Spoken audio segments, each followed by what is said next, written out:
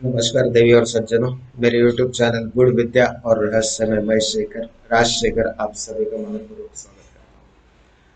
दोस्तों, आज का जो हमारा विषय है चर्चा में, जो जिस विषय पर मैं आज वीडियो बना रहा हूँ, अब एक ऐसा विषय है, एक न्यूक्लियर बॉम्ब की तरह इस विषय को आपके सामने हमेशा प्रेजेंट किया गया है।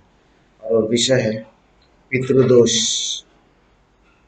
ये ना सुनकर आप, पितृदोष एक ऐसा विषय जिसको एक बहुत बड़ा रूप देकर, एक बहुत बड़ा आकार देकर आपके सामने हमेशा पंडितों ने प्रस्तुत किया है इस विषय को। अब यह सिर्फ बात पितृदोष पर आकर नहीं रुकती है। इसके अलावा भी और कई न्यूक्लियर बॉम्ब्स इनके पास है। कालसर्प योग, नारायण बड़ी, नाग बड़ी, ऐसे सारे इन सारी चीजों से आपको अक्सर डराया जाता है। आपको ये करना पड़ेगा, वो करना पड़ेगा, ऐसा नहीं करोगे तो वैसा होगा। नहीं है, ऐसी बात नहीं है। पितृदोष है, पितृदोष होता है, काल सर्प योग होता है। पर जिस तरीके से इसको आपके सामने प्रस्तुत किया जा रहा है, जिस तरीके से इसको एक हथियार बनाकर आपको डराया धमकाया जा रहा है, ठीक है ना। अभी जैसे कोरोना कोरोना कोरोना करके आपको डराया जा रहा है, ठीक ठीक उसी तरह से, बिल्कुल इसमें कोई ज्यादा अंतर नहीं है। वहां आपको गवर्नमेंट और डॉक्टर आपको डरा रहे कोरोना के नाम से, यहाँ पे पंडित आपको डरा रहे। तो असल में ये पितृदोष होता क्या है, आज इसी विषय पर मैं पूरी चर्चा आपको और ठीक से समझाने वाला हूँ। वीडियो को पूरा अंत तक देखिए कि पितृ दोष का योग आपकी कुंडली में होता है नहीं होता है ऐसी बात नहीं है। और उसके बहुत ही सरल, बहुत ही सीधे से उपाय है। वो उपाय करने के लिए किसी त्र्यंबकेश्वर में जाकर आपको नारायण बड़ी, नाग बड़ी, त्रिपिंडी श्राद्ध, फलाना अमका ढमका ये सब करने की जरूरत नहीं है। अब देखिए, अगर आप किसी रोग से पीड़ित हो और कोई अगर ईमानदार डॉक्टर होगा तो आपको एक एस्प्रिन और डिस्प्रिन की गोली देकर भी, दवा देकर आपको ठीक कर देगा। लेकिन अगर जिसको धंधा ही करना है, जिसको पैसे ही कमाने हैं, जिसको धन ही अर्जित करने का है, जिन्होंने केवल उस चीज को अपना धन अर्जित करने का अगर पैसा बना कर रखा है, तो फिर वो आपसे कहेंगे जाओ ये आप ब्लड टेस्ट कराओ, जाओ फलाना रिपोर्ट लेकर आओ, ये रिपोर्ट लेकर आओ, ये हॉस्पिटल में जाओ, वो हॉस्पिटल में जाओ। ये ठीक ठीक उसी तरह से जैसे वो मेडिकल माफिया है, आध्यात्मिक माफिया, इनमें कोई ज्यादा अंतर नहीं है। और आप जैसे भोले वाले जो लोग होते हैं, जिनको इस चीज का कोई ज्ञान नहीं होता, ये इनके झांसे में आ जाते हैं। तो आज अपने को सबसे पहले तो समझना है कि पितृदोष होता क्या है, ये पितृदोष लगता क्यों है, ये वाकई में होता है नहीं होता है, होता है तो इसके लक्षण क्या है, इसको कैसा पहचाना है। अब देखिए, कभी कभी कैसा होता है कि जैसे आपकी कुंडली, कुंडली बनाने वाले ने आपकी कुंडली, जैसे आपने उसको अपनी तिथि और समय बता दिया, रेखांश अक्षांश बता दिया, उस हिसाब से उसने आपकी कुंडली बना दी। और हो सकता है कि आपकी कुंडली भी देते वक्त, मतलब आपकी कुंडली की जो जानकारी देते वक्त आपने गलत दी हो, आपका दिया हुआ समय गलत हो, आपका रेखांश अक्षांश गलत हो, या आपकी तिथि गलत हो, तो हो सकता है आपकी कुंडली ठीक से बनी भी ना हो, उसमें कोई खामियां, कोई कमियां रह गई होगी, या फिर पूरी तरह से कुंडली भी आपकी गलत हो सकती है। तो सबसे पहले समझना होगा, केवल कुंडली के आधार पर हम ये नहीं कह सकते कि आपको पितृदोष है या नहीं है। हो सकता है आपकी कुंडली भी गलत हो।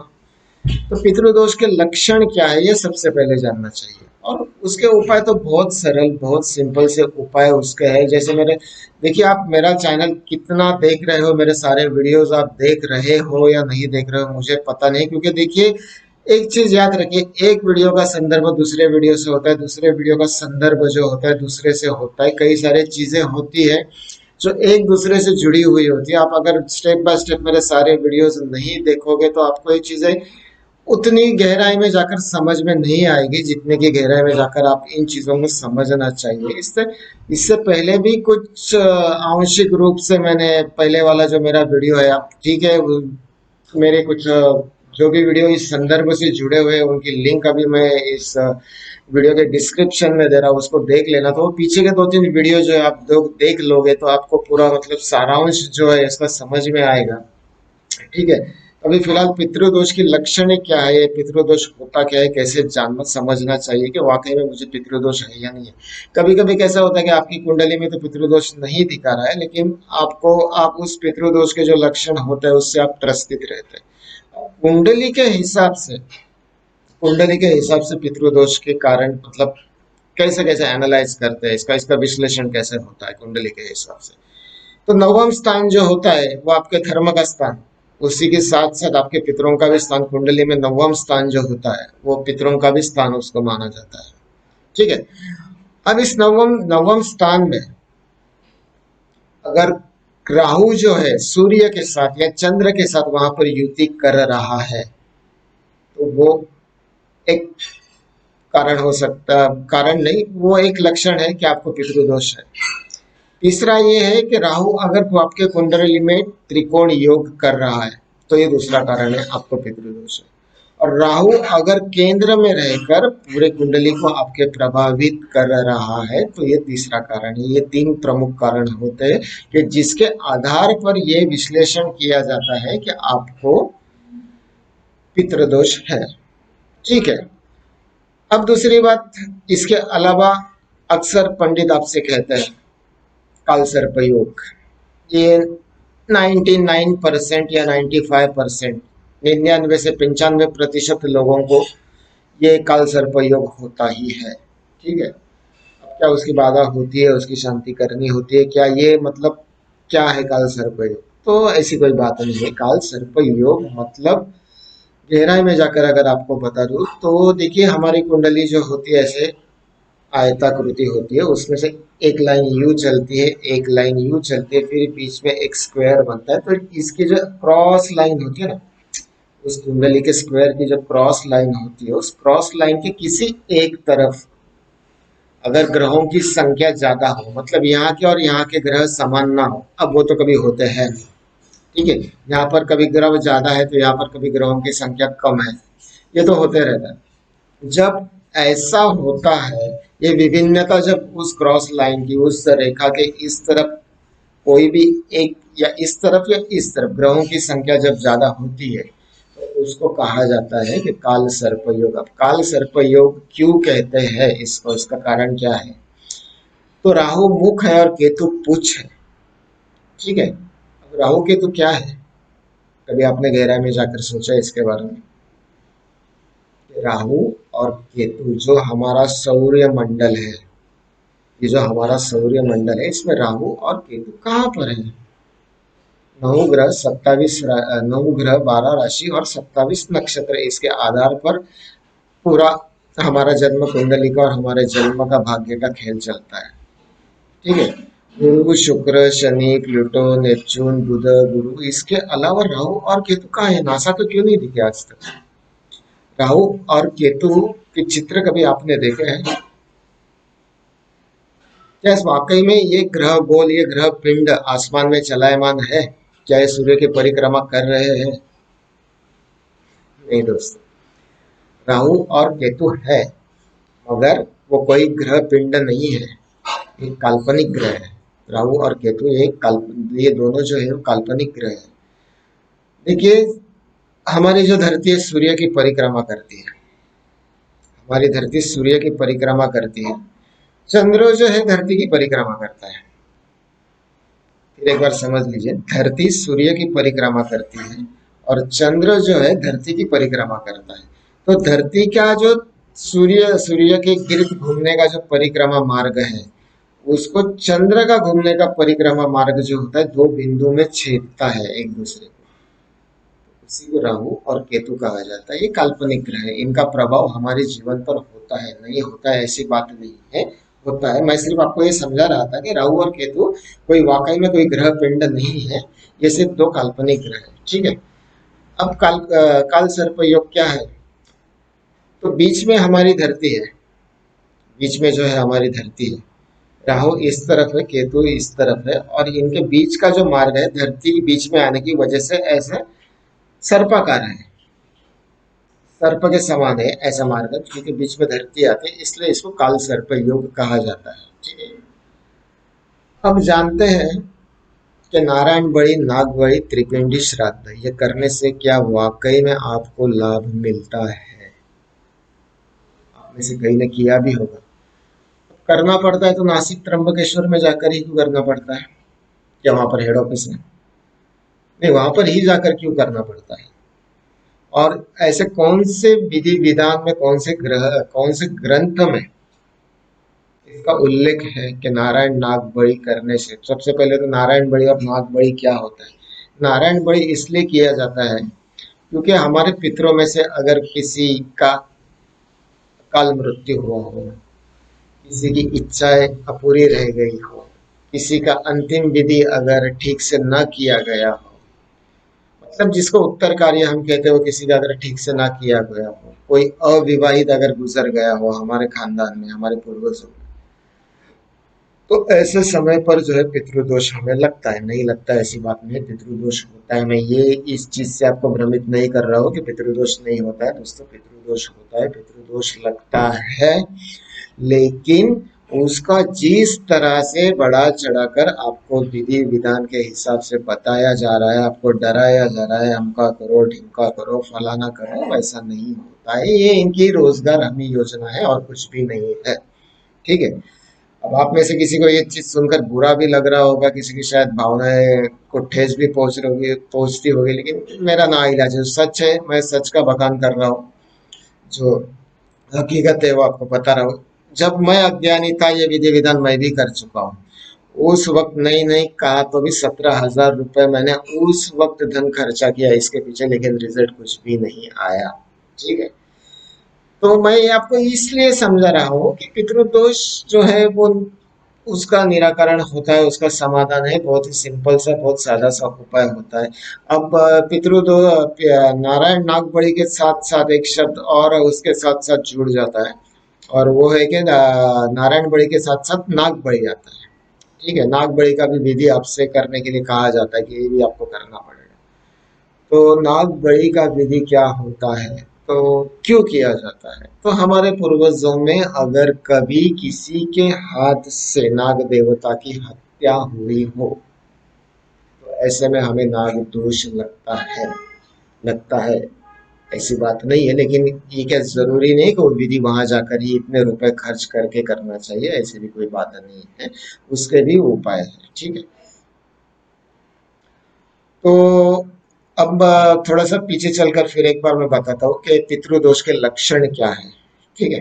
पितृदोष भले आपकी कुंडली में अगर पितृदोष नहीं दिखाया जा रहा हो, लेकिन फिर भी आप जीवन में त्रस्तित है, तो कैसे है, तो क्या है, तो कैसे पहचाने पितृदोष के लक्षण क्या होते हैं?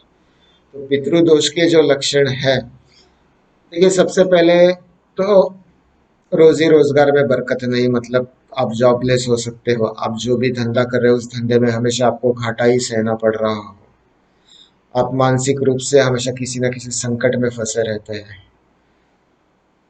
घर में हमेशा अशांति बनी रहती है, किसी न किसी बीमारी का सामना आपको या आपके परिवार में किसी न किसी की बीमारी हमेशा चलते रहती है, धन का व्यय होना, बिना वजह धन का व्यय होना, किसी सरकारी मसले में अक्सर फंसना, संतान सुख न होना, शादी में रुकावटें आना, शादी न होना, ऐसे कई सारे इसके कारण हैं। अगर ये कारणों से अगर आप त्रस्त है, ऐसे अगर कारण आपके जीवन में ऐसे उतार चढ़ाव, देखो उतार चढ़ाव तो जिंदगी में आते ही रहते हैं, लेकिन ऐसे अगर कारणों से या ऐसी स्थितियां अगर आपके जीवन में बन रही है, तो आप पितृदोष से बाधित हो, इतना मैं यकीन के साथ कह सकता हूँ। ठीक है। तो अब इसका उपाय क्या है? देखिए, मेरा पहला वीडियो है, इसमें मैं उसका उल्लेख कर चुका हूँ। आप अगर मेरे चैनल को सब्सक्राइब अगर नहीं किया है तो सब्सक्राइब कर लो, और सब्सक्राइब करने के बाद आज तो मैं डिस्क्रिप्शन में उन दोनों तीनों वीडियोस की लिंक दे रहा हूँ, लेकिन सब्सक्राइब अगर आपने नहीं किया तो सब्सक्राइब कर लो, और जाकर के पूरे चैनल पर मेरे बाकी भी वीडियो देख लो। कैसे पहले भी कहा कि एक का संदर्भ दूसरे से होता है, दूसरे का संदर्भ तीसरे से होता है। जब तक आप ये सारे सारे वीडियोस नहीं देखोगे, सारे विषयों को आप नहीं समझोगे, तब तक आपको पूरा गहराई में जाकर समझ नहीं आएगा। तो मित्रों, ऐसा कोई वजह नहीं है कि आपको जाकर नारायण नागबड़ी करना चाहिए, काल सर्प योग की शांति करनी चाहिए, त्रिपिंडी श्राद्ध करना चाहिए। तो ऐसा नहीं है। ये आप जहाँ रह रहे हो, जिस ग्राम में, जिस शहर में आपका वास है, जहाँ पर आपका निवास है, यहाँ बैठकर भी आप इन सारी चीजों से छुटकारा पा सकते हो। ऐसी बात नहीं, आप कर सकते हो। अब वो विधि विधान का है तो पहले मैं बता चुका हूँ, फिर एक बार आपको बता रहा हूँ, क्योंकि वो सब्जेक्ट थोड़ा अलग था, लेकिन उसके अंदर मैंने इसका उल्लेख किया था। उस सब्जेक्ट के अंदर वो सब्जेक्ट था कि आर्थिक समस्या और उपाय। वो मेरे वीडियो का टाइटल था, आर्थिक समस्या और उपाय। अब फिर देख बात वहीं पर आती है, आर्थिक समस्या आपको कब आती है? जब आपको पितृदोष है। ठीक है। अब वो वीडियो मैंने सिर्फ आर्थिक समस्याओं पर बनाया था। आज का वीडियो में पितृदोष निवारण, काल सर्पयोग वगैरह इन सब सारे सारे सब्जेक्ट पे बना रहा हूँ। तो वो भी देख लीजिए, इसमें भी सुन लीजिए। तो हमारे स्कंद पुराण के हिसाब से स्वयं भगवान श्री कृष्ण ने भगवद गीता में इसका उल्लेख किया है और कहा है कि अहम अश्वत्थस्य। पीपल के पेड़ को अश्वत्थ कहा जाता है संस्कृत में, और भगवान ने कहा है कि वृक्षों में मैं पीपल हूँ, वृक्षों में मैं पीपल हूँ। अब देखिए, इसके इसके आगे चलकर जो इसका वर्णन है कि पीपल का पेड़ यानी कि अश्वत्थ, अश्वत्थ का वर्णन जो वेदों में और स्कंद पुराणों में जो दिया है, उसमें क्या क्या रेफरेंसेस दिए, क्या क्या प्रमाण इसके अंदर दिए हुए हैं। तो कहा गया है कि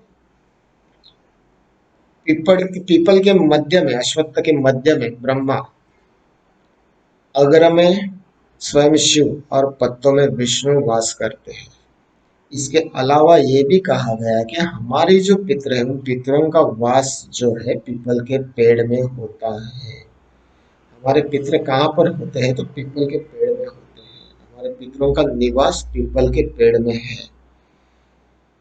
तो जब हमें पता है कि हमारे पितरों का, और ये वेदों में भी कहा गया है, स्कंद पुराण में भी कहा गया है कि और कई जगहों पर इसका उल्लेख है कि हमारे पितरों का वास जो होता है, निवास जो होता है, वो पीपल के पेड़ में होता है। अब नारायण नागबड़े आपको जहाँ पर करने लेकर जाते हैं, करने के लिए, वहां पर भी आपको यही दिखाया जाता है कि ये देखो, ये पीपल का पेड़, और यहाँ जाकर आपको ये पिंड रखने हैं। तो भाई और बहनों, क्या पीपल के पेड़ आप जिस गांव में रह रहे, जिस शहर में रह रहे, वहां पर नहीं है? उसके लिए इतना दूर जाकर करना चाहिए? ऐसी कोई बात नहीं है।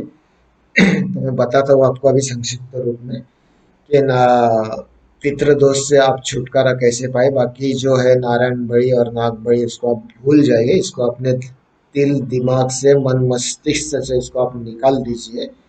ये सिर्फ इसकी रचना अपने रोजगार हमी योजनाओं के लिए इन पंडितों ने की हुई है। ऐसा कोई विधि विधान कहीं पर भी नहीं है, और अगर कहीं लिखा होगा तो इन्हीं लोगों ने लिखा होगा। फिलहाल आप इसको अपने दिमाग से पूरी तरह से निकाल दीजिए, ठीक है।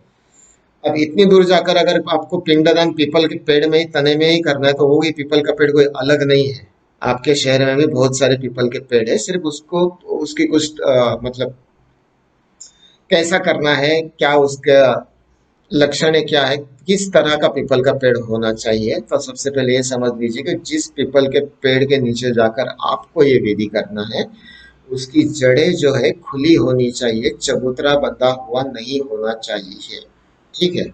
उसकी जड़ें जो है वो खुली होनी चाहिए, और वो उस पेड़ की उम्र नई नई 20-22 साल की तो भी होनी चाहिए। ऐसा वयस्क पीपल का पेड़ होना चाहिए, ठीक है। अब विधि आपको क्या करना है? तो हर शनिवार को और हर अमावस्या को रोज करो तो अच्छा है। खास तौर पर अगर आप पितरों के लिए कर रहे हो तो रोज करो, लक्ष्मी प्राप्ति के लिए कर रहे हो तो शनिवार के दिन करो, ठीक है। ये पहले वीडियो में मैं भी बता चुका हूँ। तो जिनको पितृदोष है और जिनको वाकई में बहुत सारे, जैसे मैंने पितृदोष के लक्षण बताए, उस तरह की बाधा अगर आपको चल रही है, तो फिलहाल आप ये वीडियो रोज करो, ठीक है। उसके बाद पंचमी को क्या करना है ये भी मैं बताता हूँ। तो क्या करना है, एक गेहूं का दीपक, गेहूं के आटे का बना एक दीपक आप लेकर जाइए। उसमें तिल का तेल डाल दीजिए, और साथ में क्या लेकर जाना है, तो एक लोटा आपको जल लेकर जाना है। उसके बाद आपको दूसरे लोटे में, लोटा हो या प्याला हो या पात्र हो, तांबे का पात्र हो, उसमें गाय का कच्चा दूध, उस दूध के अंदर थोड़ा सा शहद, अगर है तो, नहीं है तो चीनी यानी कि शक्कर चलेगी, वो भी नहीं है तो गुड़, कोई भी मीठा पदार्थ आप उसके अंदर मिक्स कर लीजिए, उसके अंदर काले तिल अर्पण कर दीजिए, वो तुलसी के पत्ते डाल दीजिए। और ये पितरों की शांति के लिए पहले तो जाकर आप दिया जला दीजिए, धूप अगरबत्ती कर लीजिए, ठीक है। उसके बाद ये जो पितरों को जो चीज प्रिय होती है वहां जाकर वहां पर आपको अर्पण करनी है, तो ये उसी स्वरूप, ये जो गाय के दूध का मिश्रण मैंने बताया पीपल की जड़ पर आप अर्पण कीजिए। और मनोभावे अपने पितरों से प्रार्थना कीजिए कि हमारे हाथ से जो भी कुछ गलतियां हुई होगी, या आपका उत्तर कार्य अगर हम ठीक से नहीं कर पाए होंगे, या आपकी जो भी इच्छाएं अपूरी रह गई है उन सबको मैं पूरा करने की कोशिश करूंगा। और ये करने के लिए आप हमें शक्ति दे दो, आप हमें आशीर्वाद दे दो, ताकि हम आर्थिक रूप से बलवान बने, हमारे घर में सुख शांति रहे, हम शारीरिक रूप से और मानसिक रूप से बलवान बन सके, और आपकी जो अपूरे कार्य जो रह गए उनको हम पूरा कर सके। इसके लिए हमें आशीर्वाद दे दो, इसके लिए हमें शक्ति दो, इस तरह से प्रार्थना कीजिए और दूध अर्पण कीजिए। ऐसा नित्य नियम से आप करते रहिए। ऐसा नहीं है कि आपने आज किया और कल आपको उसका रिजल्ट आ गया, उसको, ऐसा नहीं है, ये नित्य नियम से कीजिए। सिर्फ एक चीज याद रखिए, रविवार के दिन कभी भी पीपल के पेड़ की पूजा आपको नहीं करनी चाहिए। ये नियम जो है आपको रोज करना है, इसके अलावा अमावस्या को भी करना है, लेकिन अमावस्या अगर रविवार के दिन आ रही है तो आप गलती से भी ये उपाय करने नहीं जाना, वरना आप और पनौती अपने साथ लेकर आओगे। ऐसा क्यों, तो ये पहले वीडियो में जाकर देखिए। अब बार बार तो मैं वो सब सारी चीजें बताता रहूंगा तो इस वीडियो की लेंथ जो है बहुत ज्यादा हो जाएगी। मेरा पहला वाला जो आर्थिक समस्या और उसके उपाय, वो जो वीडियो है मेरा, वो आप देख लीजिए। उसका कारण रविवार के दिन पीपल की पेड़ की पूजा क्यों नहीं करनी चाहिए, आपको उसके अंदर पता चल जाएगा। तो ये आप नित्य नियम से कीजिए। इसके अलावा एक बहुत ही छोटा सा उपाय मैं और एक आपको बताता हूँ कि करना क्या है। आपके जो मार्ग है वो पूरी तरह से खुले हो जाए, पितरों का दोष जो है उसके निवारण के लिए और बहुत सरल, बहुत छोटा सा उपाय है। और वो है कि सवेरे उठने के बाद मछलियों को खाना खिलाइए। फिश टैंक में ही मछलियां नहीं। कुछ लोग क्या करते हैं, घर में फिश टैंक के ऊपर रखा हुआ रहता है, उन मछलियों को नहीं, बंदिस्त मछलियों को नहीं। आपके आसपास जो भी कोई बड़ा जलाशय हो, ऐसे बड़े जलाशय में जाकर मछलियों को खाना खिलाइए। खाना क्या खिलाना है तो उसका कोई ऐसा खास, कुछ लोग कहते हैं कि नहीं यही खिलाना है वही खिलाना है, ऐसा कुछ भी नहीं। जो भी आपके घर में बचा हुआ हो खाना, रोटी हो, आट नहीं हो तो आटा भिगो कर, जो चावल बचे हो, जो भी हो, लेकिन मछलियों को खाना जरूर खिलाना। और ये करते वक्त ये करते वक्त एक पितृ मंत्र मैं आपको दे रहा हूँ, ठीक है। देख लीजिए इस वक्त आपको स्क्रीन पे नीचे वो मंत्र आ रहा होगा, देख रहे होंगे आप। तो उस मंत्र का जो है आप जाप करते करते वो मछलियों को खाना खिलाइए। ठीक उसी तरह से ये जो नीचे आपको मंत्र दिख रहा है, लाइन चल रही है नीचे, उसको देख लीजिए। जब आप दूध दूध अर्पण करोगे पीपल की जड़ों पर, उस वक्त भी आपको इस मंत्र का जाप करना है, ठीक है। ये करते रहिए। कोई नारायण नागबड़ी नहीं है, कुछ नहीं है, कुछ नहीं है, पितृदोष है। पितृदोष का निवारण के कारण मैंने आपको बहुत ही सरल, बहुत ही सोपे से कारण बता दिए। अब मैं चाहता तो आपको बहुत बड़ा चढ़ा कर भी बता सकता था, ऐसा करो वैसा करो, लेकिन ऐसा कुछ भी नहीं है। सिर्फ इतना कीजिए, आपके जीवन की समस्याएं धीरे धीरे चलकर खत्म हो जाएगी। किसी भी चीज को खत्म होने में समय तो लगता है। ये निरंतर ये बताए गए उपाय जो है आप करते रहिए, ठीक है। और बेफिक्र रहिए। अगर आपको किसी ने कहा होगा कि ये विधि करना है, वो विधि करना है, और ऐसे करने के बारे में आप सोच रहे हो, तो ये जो है अपने मन और मस्तिष्क से इसको हटा दीजिए। जो उपाय मैंने सरल सादे सोपे से उपाय आपको बताए हैं वो कीजिए, और प्रभु के आशीर्वाद से सब ठीक होगा। उम्मीद रखता हूँ आपको वीडियो पसंद आया होगा। दोस्तों, इसी तरह के वीडियो अगर आपको आगे चलकर देखना है तो कृपा कर कर मेरे चैनल को सब्सक्राइब कीजिए। जब तक आप चैनल को सब्सक्राइब नहीं करोगे ये चैनल प्रमोट नहीं होगा। चैनल प्रमोट होगा तो ही मैं वीडियो अपलोड करते रहूँगा। चैनल को प्रमोट करने के लिए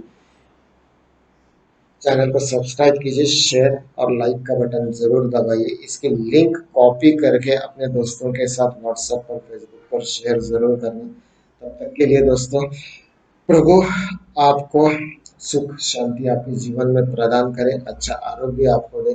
धन तो आते जाते रहता है, उत्तम आरोग्य और मानसिक शांति ही सबसे बड़ा धन है। तो प्रभु के चरण में प्रार्थना है कि आपको सभी को सुख शांति प्रदान करे। इसी के साथ दोस्तों, जय श्री गणेश।